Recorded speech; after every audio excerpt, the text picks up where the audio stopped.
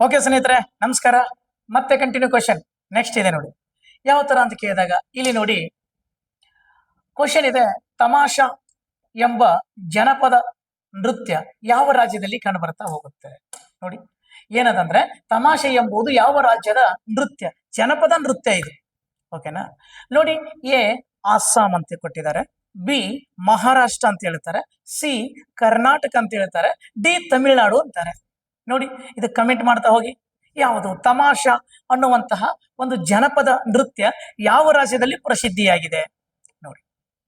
ಈ ಜನಪದ ನೃತ್ಯ ಅನ್ನುವಂಥದ್ದು ಯಾವ ರಾಜ್ಯದಲ್ಲಿ ಫೇಮಸ್ ಆಗಿದೆ ಅಂತ ಕೇಳಿದ್ರೆ ಅದು ಇರುವುದು ನೋಡಿ, ಅದಕ್ಕೆ ಸರಿಯಾದ ಆನ್ಸರ್ ಬಿ ಮಹಾರಾಷ್ಟ್ರದಲ್ಲಿ. ಎಲ್ಲಿ? ಮಹಾರಾಷ್ಟ್ರದಲ್ಲಿ ಎಸ್, ತಮಾಷಾ ಅನ್ನುವುದು ತುಂಬಾ ಪ್ರಸಿದ್ಧಿಯಾದಂತಹ ಜನಪದ ನೃತ್ಯ. ಮತ್ತೆ ಅದನ್ನು ಬಿಟ್ರೆ ಶಾಸ್ತ್ರೀಯ ನೃತ್ಯ ಬೇರೆ. ಅಸ್ಸಾಮಿನಲ್ಲಿ ನಾವು ಬಿಹು ಅಂತೇಳಿ ನೋಡ್ತಾ ಹೋಗ್ತೀವಿ. ಅದೇ ತರ ಕರ್ನಾಟಕದಲ್ಲಿ ನಮ್ಮ ಯಕ್ಷಗಾನ ಅಂತೇಳಿ ನೋಡ್ತಾ ಹೋಗ್ತೀವಿ. ಇದರ ಆಲ್ರೆಡಿ ನಾನು ಒಂದು ಹಿಂದಿನ ಕ್ಲಾಸಲ್ಲಿ ಮಾಡಿದೀವಿ. ತಮಿಳುನಾಡಿನಲ್ಲಿ ನಿಮಗೆ ಗೊತ್ತಾದ ಎಸ್ ಭರತನಾಟ್ಯ ಅನ್ನುವಂಥದ್ದು ಅಲ್ವಾ. ಆದ್ರೆ ತಮಾಷಾ ಅನ್ನುವಂಥದ್ದು ಎಲ್ಲಿ ಅನ್ನುವಂಥದ್ದು ಎಸ್ ಎಫ್ ಡಿ ಎಗೆ ಕೆ ಎಸ್ ಗೆ ಮತ್ತು ಸಿ ಗ್ರೂಪ್ಗೆ ಆಲ್ರೆಡಿ ಬಂದಂತ ಕ್ವಶನ್.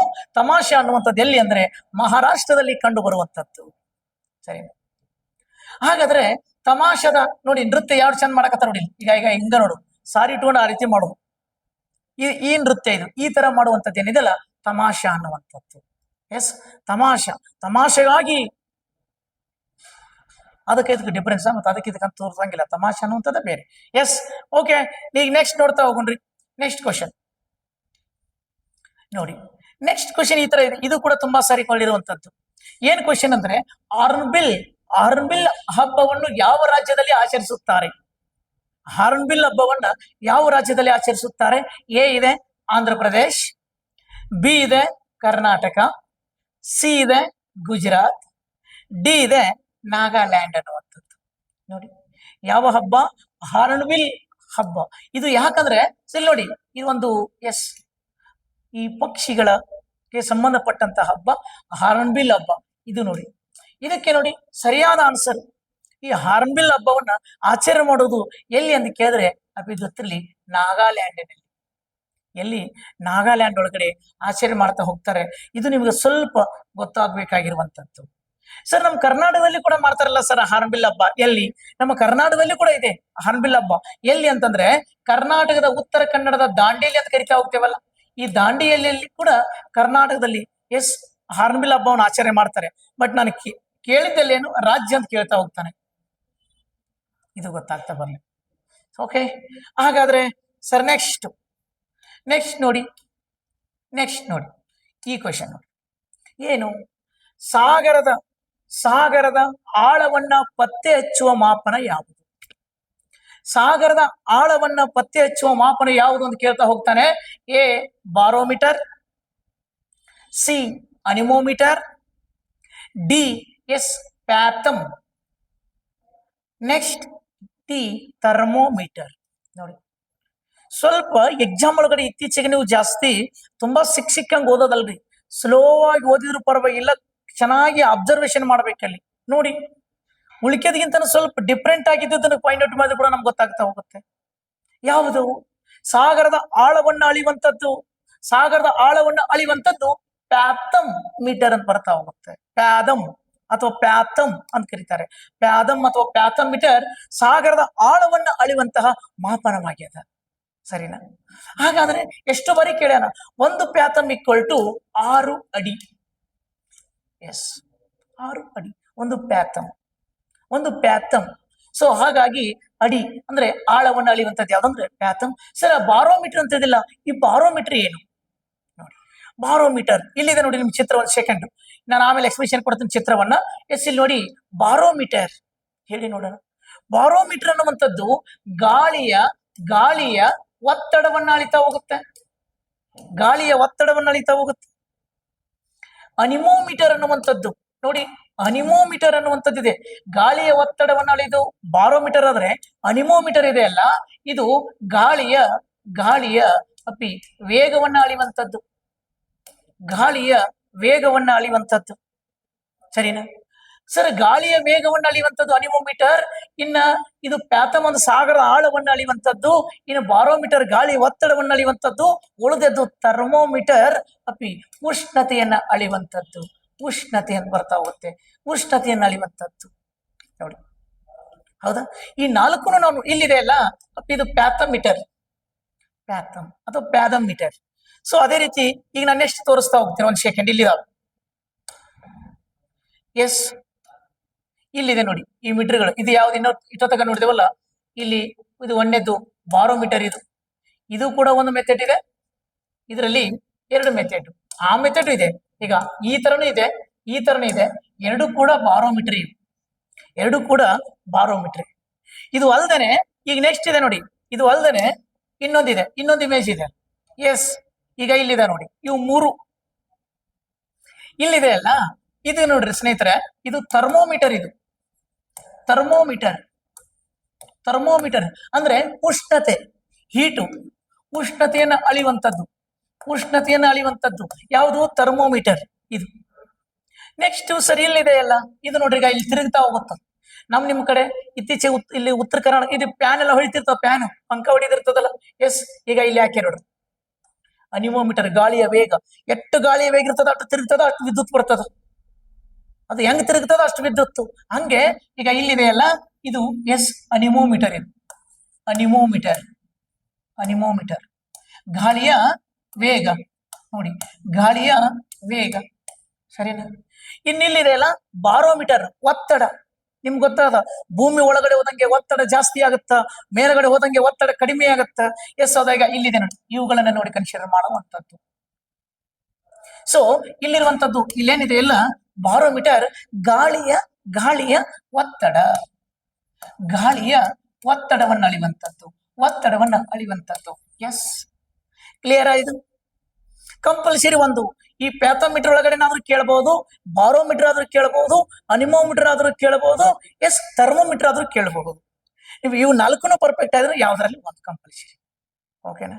ಎಸ್, ಅದು ಗೊತ್ತಿರಿ. ಎಕ್ಸಾಮಿಗೆ ಬಂದ್ರ ಮಾತ್ರ ಸರ್ ನೀವು 4 ಹೇಳಿರಿ, ಬರ್ಲಿಲ್ಲ ಅಂದ್ರೆ ಹೆಂಗಂತಂದಿರಿ. ಸೊ ಮ್ಯಾಕ್ಸಿಮಮ್ ನಾವು ರೆಡಿ ಆಗೋದು ಅನ್ನುವಂಥದ್ದು ಅಷ್ಟೇ.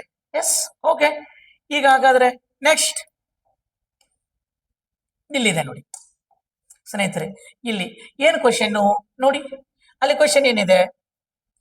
ಭಾರತದ ಯಾವ ರಾಜ್ಯ ಅತಿ ಹೆಚ್ಚು ಕರಾವಳಿ ತೀರವನ್ನು ಹೊಂದಿದೆ? ಅತಿ ಹೆಚ್ಚು ಕರಾವಳಿ ತೀರವನ್ನು.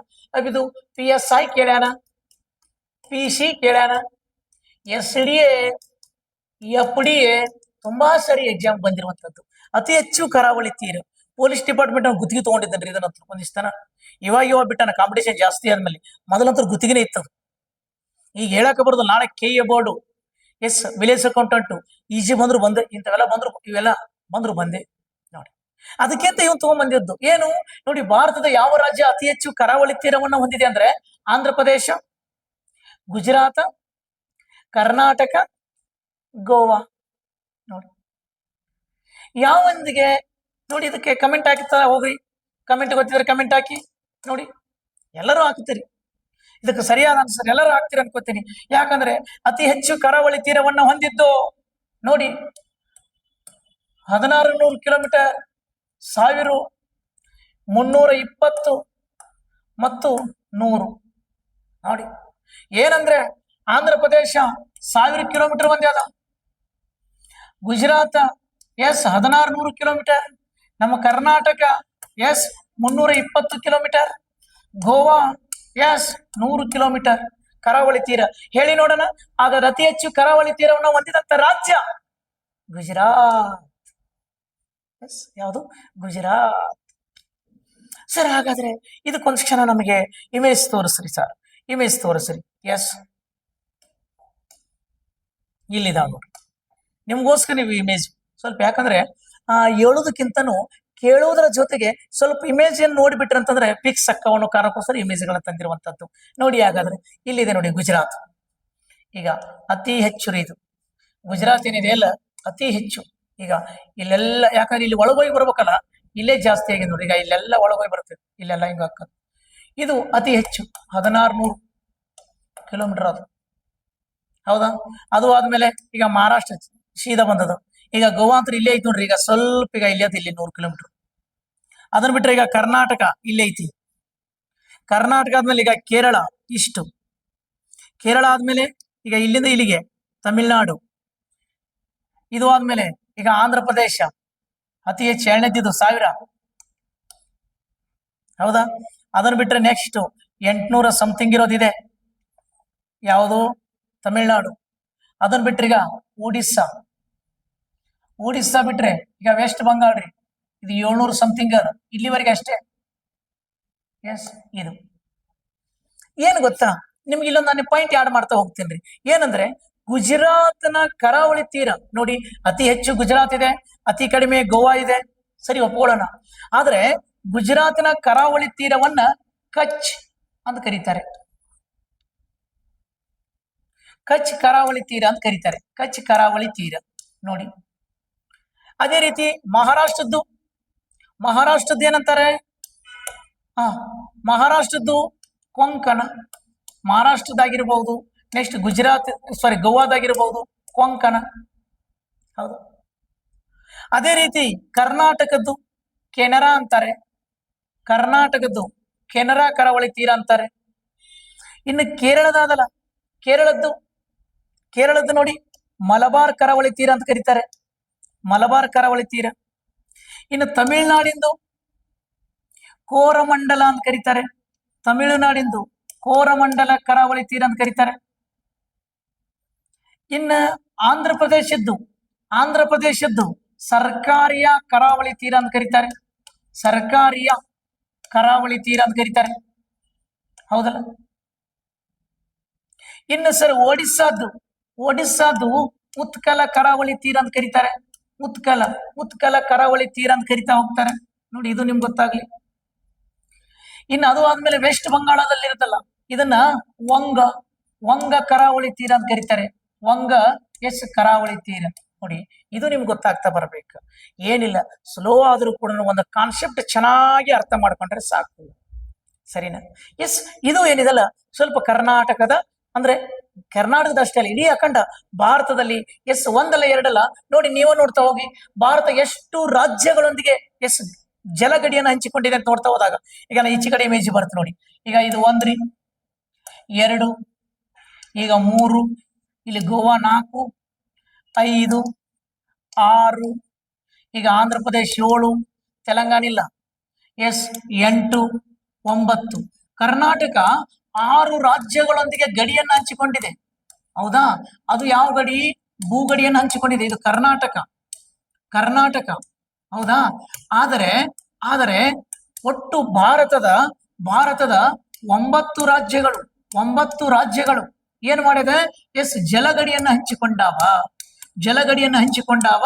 ಅದರಲ್ಲಿ ಹೆಚ್ಚು ಇದು ಹೆಚ್ಚು 1600, ಅತಿ ಕಡಿಮೆ ಗೋವಾ 100 ಕಿಲೋಮೀಟರ್.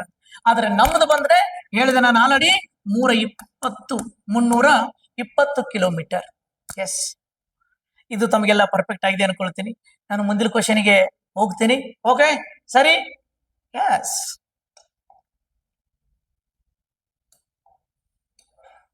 ನೋಡಿ ನೆಕ್ಸ್ಟ್ ನೋಡಿ ಸ್ನೇಹಿತರೆ, ನೆಕ್ಸ್ಟ್ ಏನಂತಿದೆ?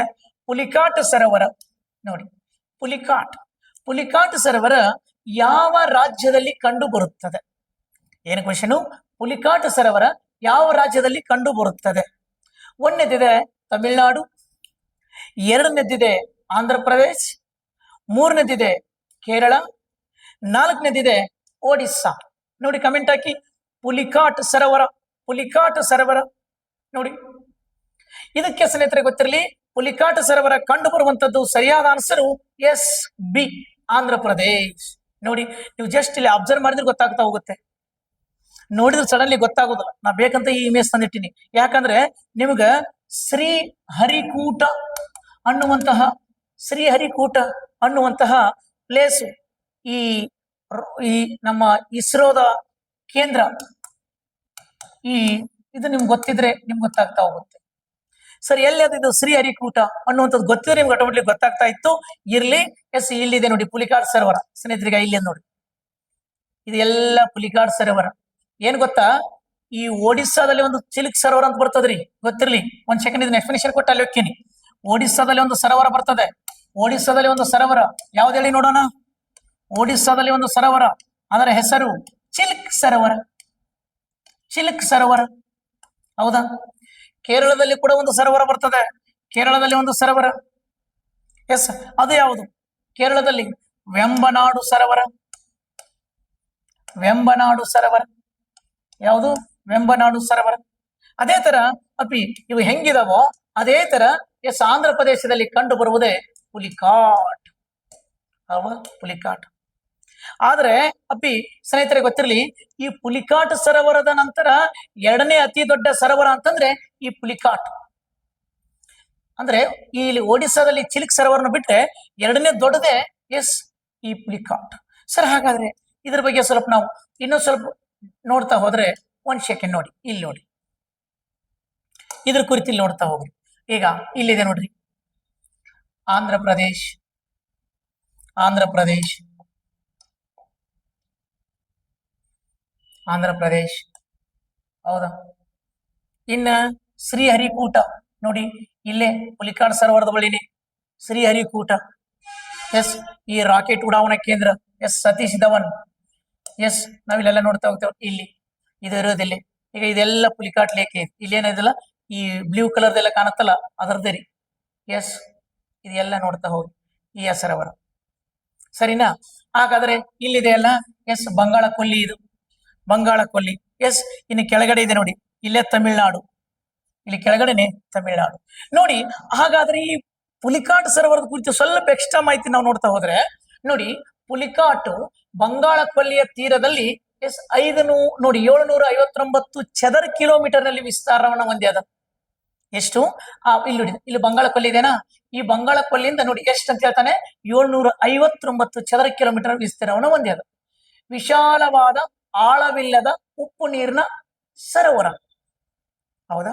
ಹಾಗಾದ್ರೆ ಇದು ಒಡಿಸ್ಸಾದ ಚಿಲ್ಕ್ ಸರೋವರವನ್ನ ಬಿಟ್ರೆ ನಮ್ಮ ಭಾರತದ ಅತಿ ದೊಡ್ಡ ಸಿಹಿ ಉಪ್ಪು ನೀರಿನ ಸರೋವರ ಅಂದ್ರೆ ಚಿಲ್ಕು, ಹೌದಾ? ಅದನ್ನು ಬಿಟ್ರೆ ಎರಡನೇ ಅತಿ ದೊಡ್ಡ ಉಪ್ಪು ನೀರಿನ ಸರೋವರ ಅಂತ ಕೇಳಿದ್ರೆ ಪುಲಿಕಾಟ್, ಸರಿನಾ? ಹಾಗಾದ್ರೆ ಇಲ್ಲಿ ನೋಡಿ, ಈ ಸರೋವರವು ತನ್ನ ದಕ್ಷಿಣ ತುದಿಯಲ್ಲಿರುವ ಅರಣಿ ನದಿ, ಈಗ ಇಲ್ಲಿ ಬರ್ತಾ ಹೋಗುತ್ತೀರಿ. ಈಗ ಇಲ್ಲಿದೆ ನೋಡಪ್ಪಿ, ಅರಣಿ ನದಿ, ತಮಿಳ್ನಾಡಲ್ಲಿ ಬರುತ್ತೆ. ಈಗ ಈ ನದಿ, ಈ ಅರಣಿ ನದಿಯಿಂದ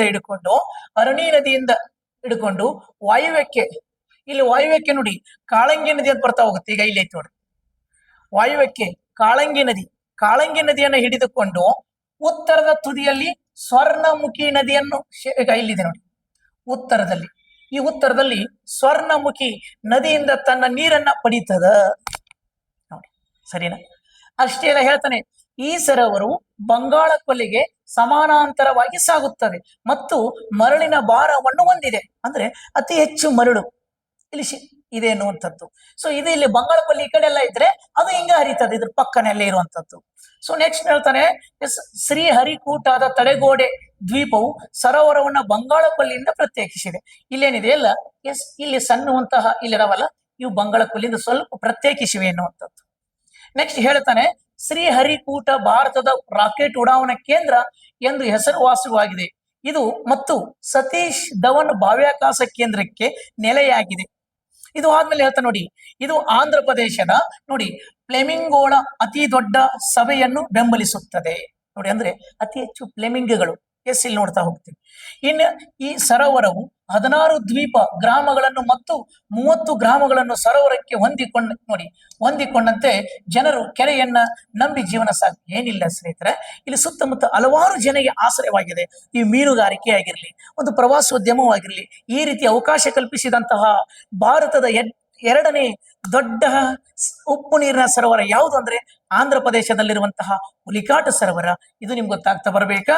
ಇದು ಎರಡನೇ ಅತಿ ದೊಡ್ಡ ಉಪ್ಪು ನೀರಿನ ಸರೋವರ ಆದ್ರೆ ಮೊದಲನೇ ಅತಿ ದೊಡ್ಡ ಉಪ್ಪು ನೀರಿನ ಸರೋವರ ಒಡಿಸ್ಸಾದ ಚಿಲ್ಕ್, ಸರಿನಾ? ಈಗ ಹಾಗಾದ್ರೆ ನೆಕ್ಸ್ಟ್ ಕ್ವಶನ್ ಹೋಗೋಣ. ಇದ್ರ ಎಕ್ಸ್ಪ್ಲನೇಷನ್ ಇದು ಎಲ್ಲ ತಮ್ಗೆ ಗೊತ್ತಾಗಿರ್ತದೆ. ಎಸ್, ಈಗ ನಾನು ನೆಕ್ಸ್ಟ್ ಇಲ್ಲೊಂದಿದೆ ನೋಡಿ, ಏನ್ ಸರ್ ಏನಂತ ಕೇಳಿದಾಗ APJ ಅಬ್ದುಲ್ ಕಲಾಂ ದ್ವೀಪ ಎಲ್ಲಿ ಕಂಡು ಬರುತ್ತದೆ ನೋಡಿ. APJ ಅಬ್ದುಲ್ ಕಲಾಂ ದ್ವೀಪ ಎಲ್ಲಿ ಕಂಡು ಬರ್ತದೆ? ತಮಿಳ್ನಾಡಲ್ಲ, ಏನು ಆಂಧ್ರ ಪ್ರದೇಶದಲ್ಲ, ಅಥವಾ ಕೇರಳದಲ್ಲ, ಅಥವಾ ಒಡಿಸ್ಸಾದಲ್ಲ. ನೋಡಿ ಎಲ್ಲಿ ಕಂಡು ಬರ್ತದೆ ಅನ್ನುವಂಥದ್ದು. ಇದಕ್ಕೆ ಇನ್ನೊಂದು ಹೆಸರು ಗೊತ್ತಿಲ್ಲ ನಿಮಗೆ. ಈ ಅಬ್ದುಲ್ ಕಲಾಂ ಅನ್ನುವಂಥ ದ್ವೀಪಕ್ಕೆ ವಿಲ್ಲರ್ ದ್ವೀಪ ಅಂತಿದ್ರು. ವಿಲ್ಲರ್ ದ್ವೀಪ ಅಂತಿದ್ರು. ನೋಡಿ, ಈ ವಿಲ್ಲರ್ ದ್ವೀಪ ಎಲ್ಲಿ ಕಂಡು ಬರ್ತದೆ ಅಂತ ಕೇಳಿದ್ರೆ, ಇದಕ್ಕೆ ಸರಿಯಾದ ಆನ್ಸರ್ ತಾವು ಕೂಡ ಕಮೆಂಟ್ ಹಾಕ್ತಾ ಇದ್ದೀರಿ. ಅದು ಯಾವುದು ಅಂತ ಕೇಳಿದ್ರೆ ಅದಕ್ಕೆ ಸರಿಯಾದ ಆನ್ಸರ್ ಗೊತ್ತಿರಲಿ. ಅದುವೇ ಅಪಿ ಇದು ಒಡಿಸ್ಸಾದಲ್ಲಿ ಕಂಡು ಬರುವಂತದ್ದು. ಎಲ್ಲಿ ಕಂಡು ಬರ್ತದೆ ಅಂದ್ರೆ ಒಡಿಸ್ಸಾದಲ್ಲಿ ಕಂಡು ಬರುವಂತದ್ದು, ಒಡಿಸ್ಸಾದೊಳಗಡೆ ಕಂಡು ಬರುವಂತದ್ದು. ಇಲ್ಲಿದೆ ನೋಡಿ, ಅದನ್ನ ಇಮೇಜ್ ನಿಮ್ಗೆ ಕೊಟ್ಟಿರುವಂತದ್ದು. ಎಸ್, ಇದೆಲ್ಲ ಅಪಿ ಈಗ ಒಡಿಸ್ಸಾದಲ್ಲಿರುವಂತದ್ರಿ. ಇಲ್ಲಿ ಒಳಗಡೆ ಇದೆ ಅಂದ್ರೆ ಸುತ್ತ ನೀರು, ದ್ವೀಪದೊಳಗಡೆ ಇರುವಂತದ್ದು. ಇಲ್ಲಿ ಏನಿದೆ ಅಲ್ಲ, ಎಸ್ ನೋಡ್ರಿ, ಒಂದ್ ರೀತಿ ಏಕಕೋಶ ಜೀವಿ ಅಮೀಬಾ ಆಗ್ಯದ. ಈಗ ಇದೆಲ್ಲ ಬೀಚ್ ಇದು ಇಲ್ಲೆಲ್ಲ. ಈಗ ಒಂದ್ ಸೆಕೆಂಡ್, ಅದಕ್ಕೂ ನಿಮ್ಗೆ ಬೇಕಂದ್ರೆ ಸಪರೇಟ್ ಇಮೇಜ್ ತೋರಿಸ್ತೀನಿ ನೋಡಿ.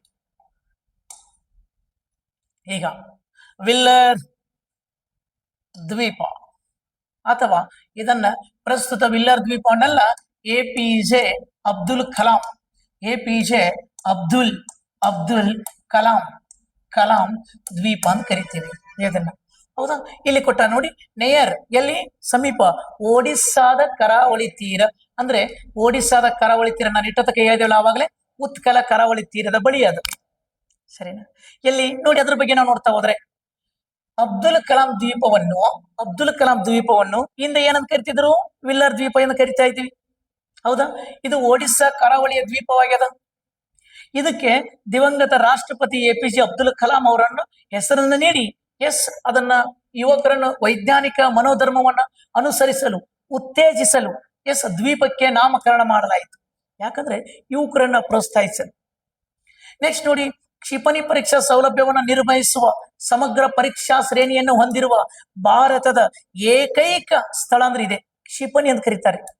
ಸರ್, ಯಾವ್ಯಾವ ಸರ್ ಕ್ಷಿಪಣಿ ಅನ್ನಕ?